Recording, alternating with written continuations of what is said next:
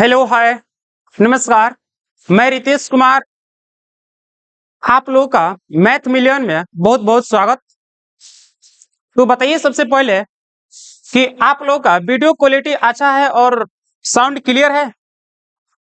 आप लोग ये बताइए सबसे पहले, वीडियो क्वालिटी साउंड क्लियर है।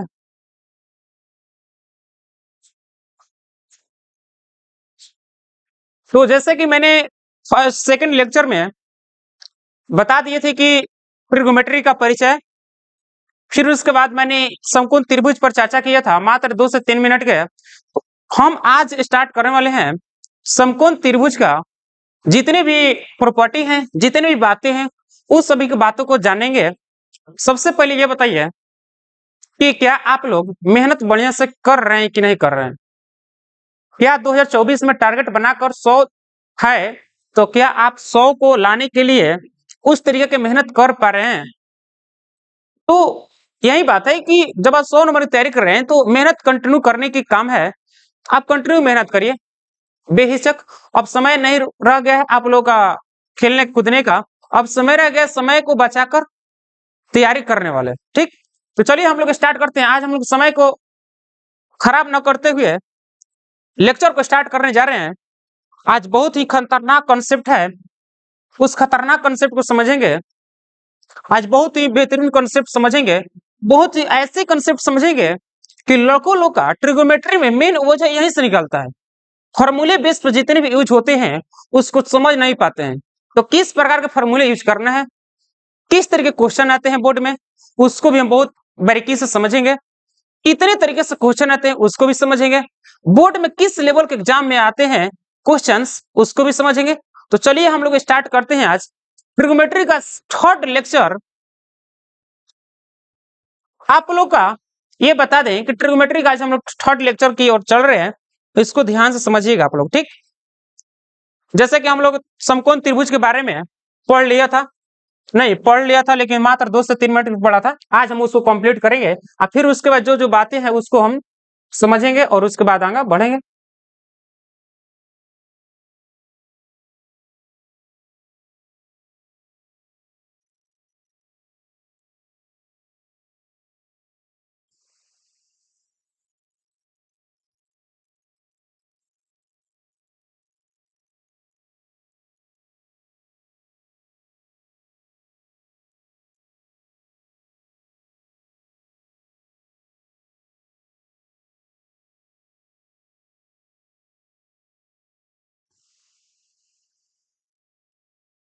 जैसे कि हम लोग ये सब पढ़ लिए थे, इसको समझ लिए थे, त्रिकोणमिति का एग्जाम्पल क्या आता है, यूज कहाँ कहाँ होता है, इसको भी समझ लिए थे हम लोग।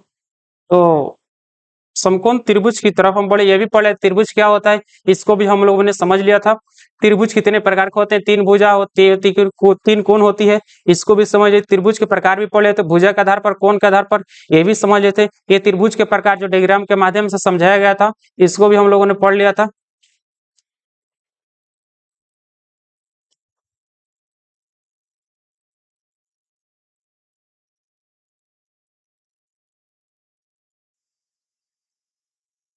चलिए, यही हम लोग समकोण त्रिभुज के बारे में ध्यान से समझिएगा आप लोग, ध्यान से आप लोग समझिएगा। समकोण त्रिभुज जितनी भी बातें हैं बोर्ड एग्जाम के बेस पे क्वेश्चन, एक भी क्वेश्चन छूटने वाला नहीं है। यदि आप लोग मेरे समकोण त्रिभुज के बारे में पढ़ लेते हैं मेरे से, तो हमें लगता है मैंने जितना कोशिश किया है, जितना भी क्वेश्चन देखें बोर्ड एग्जाम में किस तरह के क्वेश्चन पूछे जा रहे हैं, तो एक भी क्वेश्चन छूटने वाले नहीं है। तो इसको ध्यान से आप लोग समझकर पढ़िएगा, ध्यान से समझिएगा, मेहनत करिए और कॉपी कलम लेकर बैठ जाइए पढ़ने के लिए। ठीक, चलिए समकोण त्रिभुज में मैंने ट्रिग्नोमेट्री में समकोण त्रिभुज के बारे में अधिक जानकारी से पढ़ना है। अधिक क्वेश्चन ऐसे से आते हैं, बोल रहा है कि समकोण त्रिभुज में, समकोण त्रिभुज का आयताकार त्रिभुज की भी कहा जाता है। समकोण त्रिभुज को आयताकार त्रिभुज भी कहा जाता है, यहां तक हम लोगों ने पढ़ लिया था। समकोण त्रिभुज को आंतरिक कोणों में से एक कोण 90 डिग्री का होता है। समकोण त्रिभुज के सामने भुजा को, त्रिभुज की सबसे लंबी भुजा होती है उसे कर्ण कहता है। ये बोल रहा है कि समकोण त्रिभुज में, ये समकोण त्रिभुज है जो एक कोण 90 डिग्री का है। क्या है? एक कोण 90 डिग्री का है। जब एक कोण 90 डिग्री का हुआ, ये बोल रहा है कि 90 डिग्री के सामने जो भुजा है इसको बोलते हैं कर्ण। यही यहां तक अभी हम लोग समझ पा रहे हैं कि समकोण त्रिभुज, समकोण के सामने भुजा को, जो त्रिभुज की सबसे लंबी भुजा होती है ये वाला, तो उसे कर्ण कहते हैं। इसका मतलब कि जो 90 डिग्री के सामने जो एंगल बन रहा है इसके सामने जो भुजा है उसको क्या कहते हैं? कर्ण। क्या कहते हैं? कर्ण। इसको ध्यान से समझिएगा। कंफ्यूज यही लोग करते हैं कि समकोण त्रिभुज में भुजा के नाम अलग अलग हैं, तीन। एक कर्ण होता है, एक लंब होता है, एक आधार होता है। जो कि समकोण त्रिभुज में 90 डिग्री के सामने वाले कोण की जो भुजा की लंबाई होती है उसको कहते हैं कर्ण। और समझेंगे कि लंब कब होता है, आधार कब होता है, उसको बारीकी से समझ लेंगे, अभी टाइम है आने में। चलिए, तो यहां तक हम लोगों ने समझ लिया। बाकी दो भुजाओं को त्रिभुज के पाद यानी भुज कहा जाता है। ये जो बाकी दो भुजा है, बाकी दो भुजा है, ये जो दोनों भुजा है इसको पाद या क्या कहते हैं? पाद या, यही आप लोग का एग्जाम बता दे बाबू। एग्जाम में इससे question height and distance related question होता है, ये एग्जाम में पूछता है। हाइट एंड डिस्टेंस में चैप्टर पढ़ना है, इसी चैप्टर से रिलेटेड है चैप्टर 9। कौन? चैप्टर 9 एक इसी से हाइट एंड डिस्टेंस, उसमें ये सब ज्यादा प्रयोग होते हैं। पाद यानी पाद या भुज, पाद या भुज इसको बोलते हैं। और दोनों भुजा बचा हुआ है इसको क्या बोलते हैं? पाद या भुज। सबसे फिर से एक बार कंप्लीट रूप से फिर से समझिए।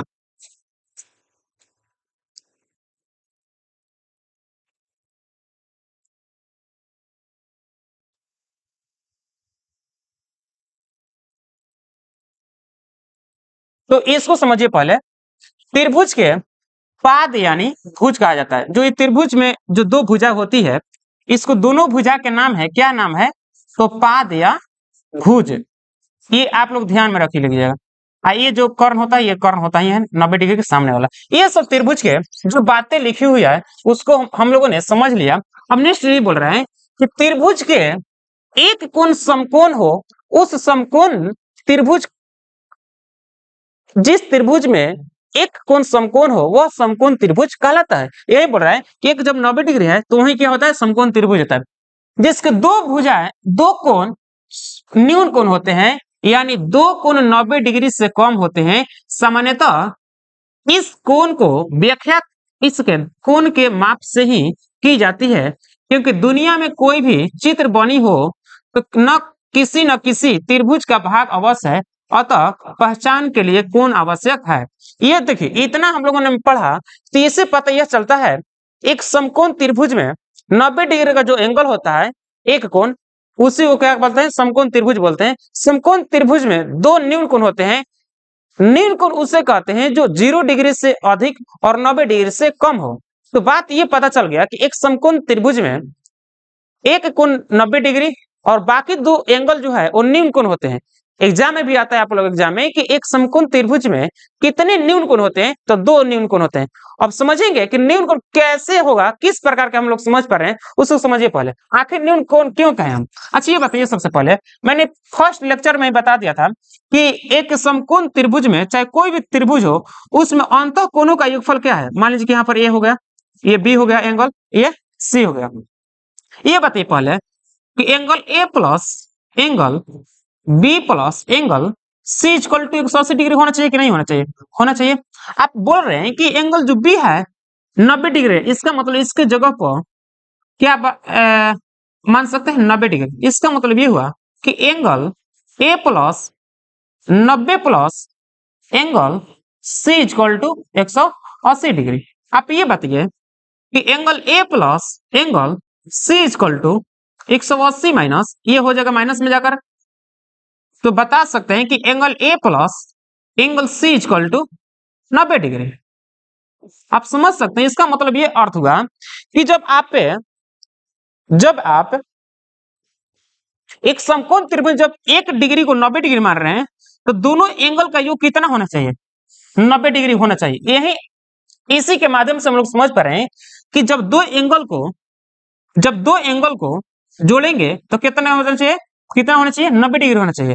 और 90 डिग्री में मान लीजिए कि ये थीटा है, तो ये कितना होना चाहिए बताइए? तो आप लोग 90 माइनस थीटा होना चाहिए कि नहीं? बताइए क्यों होना चाहिए? आप बोल रहे हैं, हम आपको बताने की कोशिश कर रहे हैं कि जब दो एंगल ए और सी जोड़ रहे हैं तो 90 आना चाहिए। मैंने मान लिया कि angle A equal to theta, तो एंगल सी कितना होना चाहिए, 90 माइनस थीटा। जब दोनों को ऐड करेंगे तो 90 ही होगा। आप देखिए, आप लोग हम बता रहे हैं जोड़कर जोड़कर आप लोग की कोशिश कर रहे हैं बताने के लिए। आप समझिए कि यहाँ पर थीटा है, यहाँ पर थीटा ले लिए प्लस, यहाँ पर क्या है 90 माइनस थीटा, 90 माइनस थीटा। अब बात यहाँ से माइनस थीटा कैंसिल आए, कितना हो गया 90। इसका मतलब ये हुआ कि जब दोनों एंगल को ऐड कर रहे हैं तो कितना हो रहा है 90। इसका मतलब ये हुआ कि जब आप 90 डिग्री एक एंगल हो रहा है, जब दो एंगल जोड़ रहेंगे एक समकोण त्रिभुज में, दोनों एंगल को ऐड करेंगे तो 90 डिग्री आएगा। एक यहाँ तक आप लोग कंप्लीट है, मेरी बात को समझ पा रहे हैं, यस या नो? आप यस और नो में जवाब दीजिए। क्या मेरी बात को समझ पा रहे हैं कि एक समकोण त्रिभुज में जब एक एंगल 90 डिग्री का हो, बाकी दो एंगल का जब ऐड करेंगे तो कितना होगा 90 डिग्री होगा। जैसा कि मैंने बताया कि जब एंगल ए और एंगल सी जोड़ रहे हैं तो कितना हो 90 डिग्री होगा। मैंने आपको यह भी बताने की कोशिश कर रहा हूं, जब मैंने एंगल ए थीटा मान लिया तो एंगल सी कितना होगा 90 माइनस थ्री, क्योंकि जब दो एंगल को ऐड कर रहे हैं तो 90 आना चाहिए, तो जब दोनों को ऐड करेंगे तो 90 डिग्री होगा। क्या आप लोग मेरी बात को यहाँ पर समझ पा रहे हैं, यस या नो? मुझे उम्मीद है पूरा कि मैं आप लोग को समझ पा रहा हूँ, मैं आप लोग को समझा पा रहा हूँ। मेरे क्लियर बात समझ पा रहे हैं ना?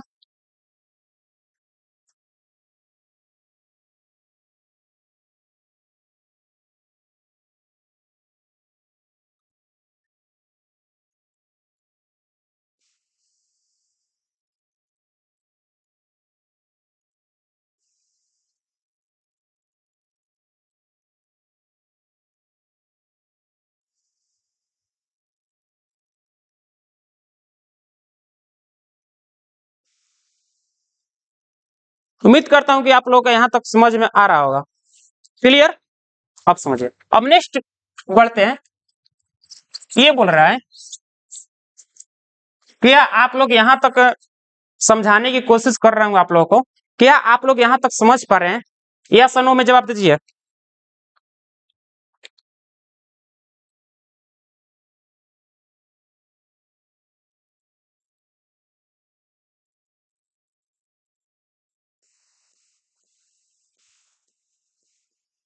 अब समझे, बोल रहा है कि दूसरों शब्दों में समझा जाए इसको, एक समकोण त्रिभुज वह त्रिभुज होता है जिसमें तीन भुजाएं 90 डिग्री के साथ स्थिर होती है। इस त्रिभुज के भुजाओं को आधार, कर्ण और ऊंचाई की सूचित किया जाता है, जो आधार के साथ 90 डिग्री कोण बनाता है। ये बोल रहा है कि एक समकोण त्रिभुज जो 90 डिग्री है ये स्थिर रहता है। स्थिर मतलब 90 डिग्री फिक्स होगा आए, और 90 डिग्री के सामने वाले भुजा को कर्ण बोलते हैं आए, कर्ण बोलते हैं। अब बोल रहा है तीन भुजाएं, तो तीन भुजाएं कौन कौन सी? एक कर्ण, एक होता है लंब आए, एक होता है लंब, एक होता है आधार। यही बताने की कोशिश कर रहा है, यही बोल रहा है ना? हाँ, तो ये बोल रहा है इसको आप ऊंचाई भी बोल सकते हैं, आप इसको ऊंचाई भी बोल सकते हैं, लेकिन एक समकोण त्रिभुज में खास बात यह है कि 90 डिग्री के सामने वाले जो कोण लंबाई होती है भुजा की वो फिक्स होती है। वही बताने की कोशिश कर रहे हैं, यहाँ पर देख सकते हैं आप कि जब बोल रहा है कि 90 डिग्री कोण के साथ स्थिर होती है, तो इस त्रिभुज के भुजाओं को आधार, कर्ण और ऊंचाई से सूचित किया जाता है। आधार, कर्ण और इसको ऊंचाई को लंब भी बोल सकते हैं, यहाँ पर लंब भी बोल सकते हैं।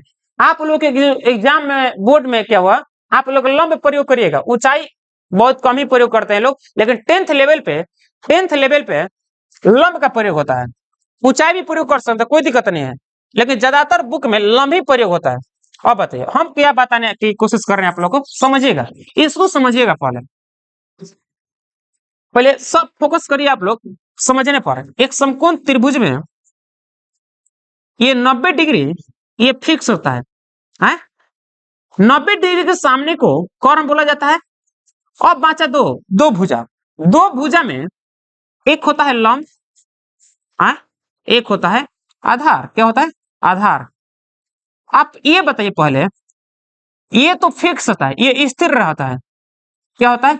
स्थिर रहता है। यही आप लोगों को बताने की कोशिश कर रहा है। उसमें ये जो है आपस में ये बदल भी सकता है। लंब कभी यहां पर भी हो सकता है, कभी यहां पर भी हो सकता है, आधार अपना स्थान भी चेंज कर सकता है, कभी यहाँ पर आधार हो सकता है और कभी यहीं पर रह सकता है। इसका मतलब ये निकला कंक्लूजन कि 90 डिग्री के सामने वाले तो कर्ण हो गया है, ये जो है लंब भी हो सकता है और आधार भी हो सकता है। जब यहाँ पर लंब हुआ तो यहाँ पर आधार होगा, क्या होगा? आधार होगा। जब यहाँ पर आधार होगा तो यहाँ पर लंब होगा। क्या आप लोग यहाँ तक मेरी बात को क्लियर है? क्या आप लोग मेरे बात को यहाँ तक क्लियर समझ पा रहे हैं कि नहीं? यही है समकोण त्रिभुज के मेन बातें, मेन कंसेप्ट, मेन पॉइंट, जो जैसे भी आप समझ सकते हैं, यही तरीका है। यही समकोण त्रिभुज के बारे में पढ़ना है, बस बाकी सब समझ ले जाएगा। कर्ण कब होगा, आधार कब होगा है, फिर उसके बाद देखते हैं कंसेप्ट को क्या है पढ़ना है, आप समझिए। अब हम लोग बढ़ते हैं, ये लिखा है कि दूसरे शब्दों में वह त्रिभुज जिसमें तीन भुजाएं 90 डिग्री के साथ स्थिर, वही बातें लिखा हुआ है। कर्ण आधार ऊंचाई से सूचित करता है जो आधार के साथ 90 डिग्री कोण। तो अब बोल रहा है कि कर्ण, मैंने आप लोगों को सब बता ही दिया, 90 डिग्री के सामने वाली भुजा को समकोण का, 90 डिग्री के सामने वाली भुजा को समकोण का क्या कर्ण कहा जाता है? लंब। वैसी दो भुजाएं 90 डिग्री के साथ डिग्री का कोण बनाती है, उसे लंब कहा जाता है। इसका मतलब ये हुआ कि एक समकोण त्रिभुज में, ये बात आप लोग समझ पा रहे हैं कि नहीं? देख रहे हैं कितने लोग समझ पा रहे हैं? यही मेन कंसेप्ट है, यही लड़कों लोग, यही कंसेप्ट से लड़कों लोग का लंब, आधार और कर्ण को नहीं समझ पाते हैं। उम्मीद करते हैं कि आप लोगों को मैं बेहतर तरीके से समझाने की कोशिश करेंगे, आप लोग समझ जाइएगा एक बार में, नहीं तो हम 2 से 3 बार समझाएंगे, क्योंकि लड़कों लोग का मेन पॉइंट नहीं है, समझ नहीं पाते हैं लोग। तो इसको आप क्लियर रूप से समझिएगा। आप समझिए क्या बताने की कोशिश कर रहा हूं। मैं ये बोल रहा हूं भाई, मेरे प्यारे भाई, मैं आप लोग ये बताना चाह रहा हूं, मान लीजिए कि एंगल ए है, बी है, ये सी है। बी जो है 90 डिग्री है, इसका मतलब समकोण त्रिभुज है। आप ये बताइए, पहले मैंने बोला कि 90 डिग्री के सामने जो है इसको क्या बोला जाता है? कर्ण बोला जाता है। क्या बोला जाता है? कर्ण बोला जाता है। आप ये बताइए कि जब दो न्यून कोण है, तो मान लीजिए कि ये है थीटा है, तो बताइए कि 90 माइनस थीटा हो गया कि नहीं हो गया? हाँ, आखिर किस प्रकार का होगा 90 माइनस थीटा, उसको समझते हैं पहले। आप ये बताइए पहले, इस क्वेश्चन को पहले जवाब दीजिए आप। आखिरी जो है क्यों 90 माइनस थीटा हुआ, तो ये बताइए पहले। ये ए हो गया, ये बी हो गया, ये सी हो गया। जब ये 90 डिग्री हो ही गया, मान लो कि हम ये 30 डिग्री देते हैं, क्या है? 30 डिग्री देते हैं, ठीक 30 डिग्री देते हैं। आप ये बताइए पहले, इसका मान क्या होगा? एंगल सी का वैल्यू क्या होगा? एंगल सी कितने डिग्री पर बनेगा? आप ये बताइए पहले। तो समझते हैं पहले, आप ये बताइए पहले, एक समकोण त्रिभुज में, चाहे कोई भी त्रिभुज में, आंतरिक कोणों का योगफल 90 डिग्री होता है या 80 डिग्री होता है? 180 डिग्री का होता है। तो ये बताइए, जब यहां पर जब ऐड कर रहे हैं दोनों को, 90 प्लस 30 प्लस बराबर 120, तीसरा एंगल निकालने के लिए 180 में से 120 घटाएंगे, तभी तो होगा ना 60। इसका मतलब ये होगा कि ये 90 डिग्री हो गया, ये जब 30 थे अपन 60। अब बताइए, जब ये दोनों को ऐड कर रहे हैं तो 90 डिग्री नहीं आ रहा है? हाँ, यही नहीं आप लोगों को बताया जा रहा था कि आखिर 90 डिग्री किस प्रकार गया, उसमें बता दिए थे, अभी भी बता दिए, प्रूफ भी कर दिया आप लोगों के सामने, एग्जाम्पल के माध्यम से बता दिया आपको कि आखिर 90 डिग्री कैसे है। तो यही बात है, ये थीटा है तो ये 90 माइनस थीटा होगा, ठीक? आप समझ लंब, आधार, कर्ण को समझ लेते हैं, आपका 1 नंबर का क्लियर हो जाएगा। 1 नंबर ही नहीं, पूरा कंसेप्ट भी क्लियर होगा। देखिए अब बताना है इसमें, आप ही बताइए, अगर जो हम पूछे ये बताइए कि थीटा के लिए लंब, आधार, कर्ण क्या होगा?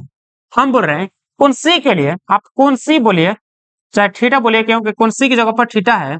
आप ये बताइए, कौन सी के सामने जो बनता है इसको बोलते हैं लंब। क्या बोलते हैं? जिस एंगल के साथ लेना चाहते हैं, जिस एंगल के लिए काम करते हैं, उसके सामने वाली भुजा को लंब कहते हैं। आप जिस एंगल के लिए काम करना चाहते हैं, उस एंगल के सामने वाली लंब होता है। और हम ये भी बता दिए हैं कि 90 डिग्री के सामने वाला कर्ण होता है। तो चूज क्या करना है? लंब क्लियर हो ही गया, आधार नहीं क्लियर है अभी, कर्ण भी बताइए दिए तो बता नहीं सकते हैं कि ये आधार हो जाएगा। क्या मेरी बात को समझ पा रहे हैं यहाँ तक? फिर से बताएंगे, हवड़ाने का नहीं है, फिर से बताएंगे आप लोगों को। ये बताइए पहले, हम बोल रहे हैं जिस एंगल के लिए आप करना चाहते हैं काम, उस एंगल के सामने वाले भुजा को लंब कहते हैं, और 90 डिग्री के सामने वाला कर्ण ये फिक्स रहता है, ये कभी बदलेगा नहीं। आप जिस एंगल के लेना चाहते हैं उससे फर्क पड़ने वाला नहीं है। लेकिन ये जान लीजिए कि जिस एंगल के साथ आप करना चाहते हैं काम, उस सामने वाले लंबाई को लंब बोलते हैं, और 90 डिग्री सामने वाले को कर्ण बोलते हैं, और जो बच गया वो आधार हो गया। क्वेश्चन किस प्रकार का आएगा उसको समझिए पहले। मान लीजिए त्रिभुज है, आए त्रिभुज है, आप ये बताइए पहले, ये ए हो गया, ये बी हो गया, ये सी हो गया, लिखा हुआ है कि इसका लंबाई 3, इसका लंबाई 4 और इसका लंबाई 5। आए यहाँ पर 90 डिग्री है, क्या है 90 डिग्री है, समकोण त्रिभुज है। हम बोल रहे हैं कि लंब कोण सी के लिए, कोण सी के लिए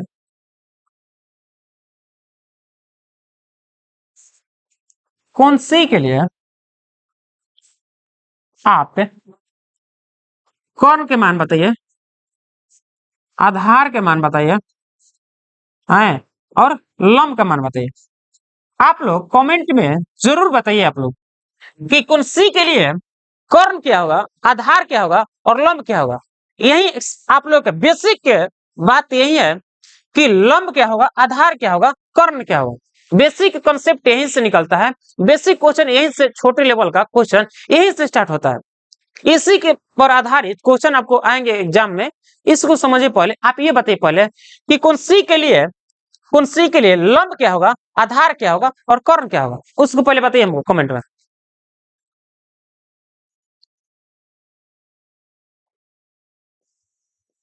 चलिए, कौन सी के लिए मैंने बोला जिस एंगल के लिए आप काम करना चाहते हैं उसके सामने वाले जो लंब होता है, तो ये बताइए मैंने कौन सी के लिए काम करना चाहता हूं, कौन सी के लिए, कौन सी के लिए लंब ये हो जाएगा ना, तो लंब की जगह पर 3 है। अब बताइए कि जब कौन सी के लिए ये फिक्स रहता है 90 डिग्री, कर्ण तो ये 5 हो गया, आधार क्या होगा 4 नहीं हो जाएगा ना। क्लियर रूप से समझ पा रहे होंगे यहाँ तक मेरी बात को। उम्मीद करते हैं कि यहाँ तक आप लोग समझ में आ रहा होगा। अब चलिए नेक्स्ट कॉन्सेप्ट में क्या है उसको समझते हैं पहले, फिर से एग्जांपल इस पर देंगे बनाने के लिए। अभी एग्जांपल देते हैं पहले, आप लोग कॉपी में नोट कर लीजिएगा है, और इसको बनाकर सेंड करिएगा मेरे पास। आप लोग को मैं दे रहा हूँ क्वेश्चन अभी बनाने के लिए, ठीक ना। आप लोगों को मैं क्वेश्चन दे रहा हूँ बनाने के लिए। आप ये बताइए पहले, एक क्वेश्चन दे रहा हूँ मैं आप लोगों को बनाने के लिए, बनाइएगा तो पहले। एक त्रिभुज है पी क्यू आर, यहाँ है 90 डिग्री। अब 90 डिग्री नहीं लिख रहे तो आप समझिए ये 90 डिग्री दर्शाता है, 90 डिग्री है, ये लिखा है 12, 5 और 13, ठीक, 12, 13, 5। आप ये बताइए पहले एंगल पी के लिए, पी के लिए लंब क्या होगा, आधार क्या होगा और कर्ण क्या होगा, ये पहले आप लोग कमेंट में आंसर दीजिए पहले, तब हम आगे बढ़ पाएंगे। एक और क्वेश्चन दे रहे हैं आप लोग का,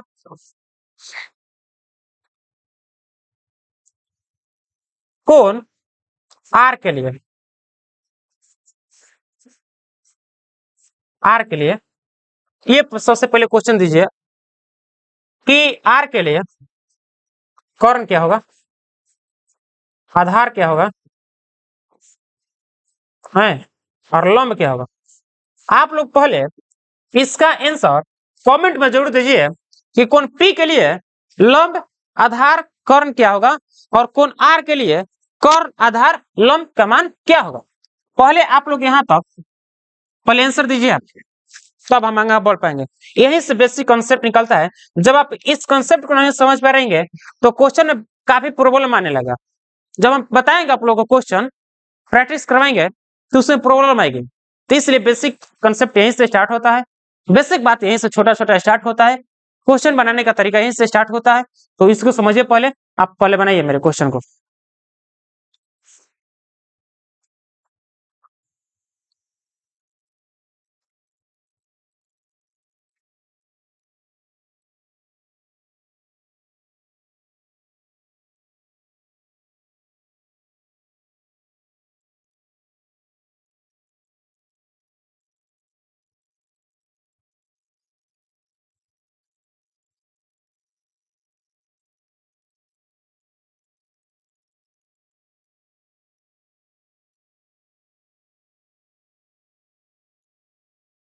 बनाइए, बनाए आप लोग के सामने, मैं बनाए, चलिए अब हम बनाते हैं। देखिए मैंने बोला कि 90 डिग्री के सामने वाले जो कर्ण होता है वो फिक्स रहता है, क्या है तो कर्ण। तो कर्ण इसमें क्या होगा, पहले जान लीजिए कर्ण 13 होगा। आप ये बताइए कि एंगल पी के लिए, तो एंगल पी है यहाँ पर, तो एंगल पी के लिए सामने वाले भुजा ये है ना, तो भुजा का मान क्या दिया है 5 दिया है, तो 5 है, तो इसका मतलब लंब का पैमाना 5 होगा। जब ये लंब होगा, ये कर्ण हो ही गया, तो ये क्या होगा 12 आधार होगा। क्या आप लोग मेरी बात को समझ पा रहे हैं? उम्मीद करते हैं कि यहाँ तक आप लोग मेरे मेरे बात को समझ पा रहे हैं, बिल्कुल समझ पा रहे हैं। और समझ में नहीं रहे तो फिर से एक बार समझाएंगे, फिर से एग्जाम्पल देंगे, मेरे पास एग्जाम्पल की कमी नहीं है। आप समझिए, इसमें देखिए ये बोला है कोण आर के लिए, क्या बोल रहा है कोण आर के लिए। कोण आर के लिए ये समझिए पहले कि जब यहाँ पर आर ले रहे हैं तो इसके सामने वाला लंब, लंब का वैल्यू 12, तो 12 हो जाएगा। कर्ण फिक्स है 13 होगा, आधार क्या होगा 5 होगा। बस क्या करना है इसमें, कितना सिंपल क्वेश्चन है बताइए। फिर से एक बार क्वेश्चन दें, फिर से क्वेश्चन दें, चलिए फिर से एक बार क्वेश्चन देते हैं आप लोगों के सामने, क्वेश्चन लिखते हैं फिर से एक बार, नहीं फिर से एक बार क्वेश्चन लिखिए। मान लीजिए एक समकोण त्रिभुज, अच्छा ये बता दें आप लोगों के सामने कि ये जो समकोण त्रिभुज है, समकोण त्रिभुज किसी प्रकार का होता है, यही नहीं कि इसी प्रकार होगा, नहीं, आपका समकोण त्रिभुज इसी ऐसे भी हो सकता है आपका समकोण त्रिभुज ऐसे भी हो सकता है, कोई दिक्कत नहीं है आपका समकोण त्रिभुज, केवल समकोण त्रिभुज का जो है ना चिन्ह, इसको केवल ध्यान में रखते हुए आप बनाइएगा। आप लोगों के लिए हम फिगर चेंज कर रहे हैं ताकि कंफ्यूजन ना हो, ठीक। देखिए मान लीजिए हम फिगर ये ले रहे हैं, क्या ले रहे हैं फिगर ये ले रहे हैं, इसको फिगर का ध्यान से समझिएगा। मान लीजिए कि यहाँ पर ए है, ये है बी, ये है सी, यहाँ पर जो बन रहा है ये 90 डिग्री बन रहा है, ठीक। ये जो फिगर है यहाँ पर एंगल जो है 90 डिग्री बना रहा है, यहाँ पर जो है एंगल बी है, यहाँ पर एंगल सी है, इसको समझिएगा पहले। मान लीजिए कि मैंने यहाँ पर लिखा 3, यहाँ पर लिखा 5, यहाँ पर लिखा 4। अब बोल रहे हैं हम कि क्वेश्चन ये आप लोगों के सामने आएगा कि कोण P के लिए आप ये बताइए कि लंब क्या होगा, आधार क्या होगा है, और कर्ण क्या होगा। एंगल बी के लिए लंब क्या होगा, आधार क्या होगा, कर्ण क्या होगा, उसको पहले आप लोग आंसर दीजिए पहले। अब नेक्स्ट क्वेश्चन में यह भी आ सकता है आप लोगों के सामने कि एंगल सी के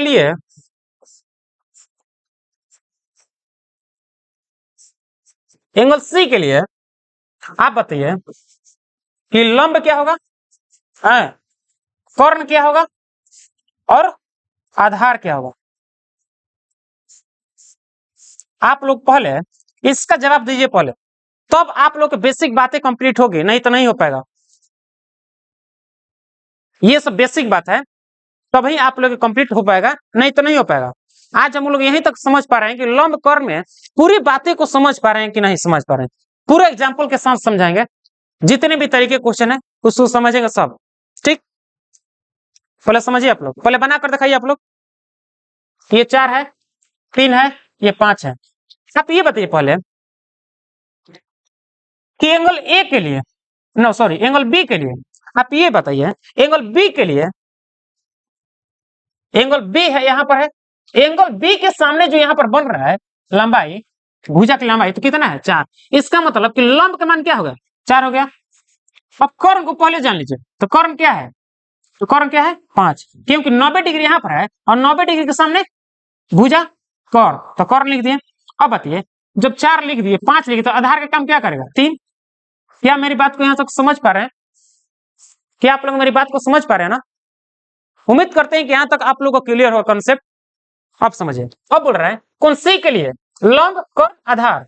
अब बताइए बाबू कि कौन सी है, कौन सी यहाँ पर बन रहा है, तो कौन सी के सामने का भुजा क्या है ए बी, इसका मतलब 3, तो लंब का क्या काम करेगा 3।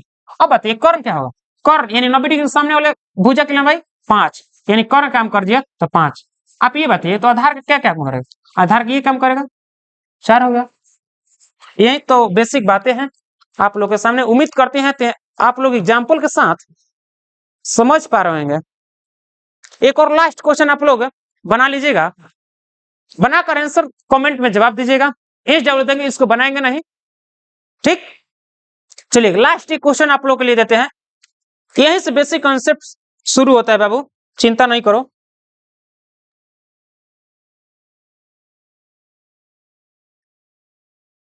क्वेश्चन लिख लीजिए आप लोग, घर से बनाइएगा।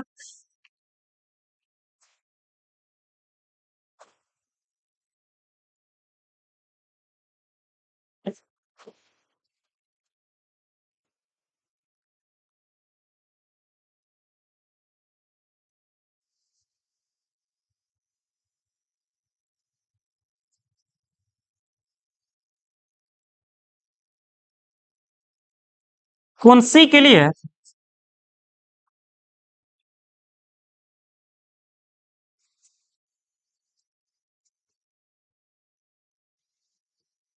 कौन सी के लिए लंब का मान क्या होगा?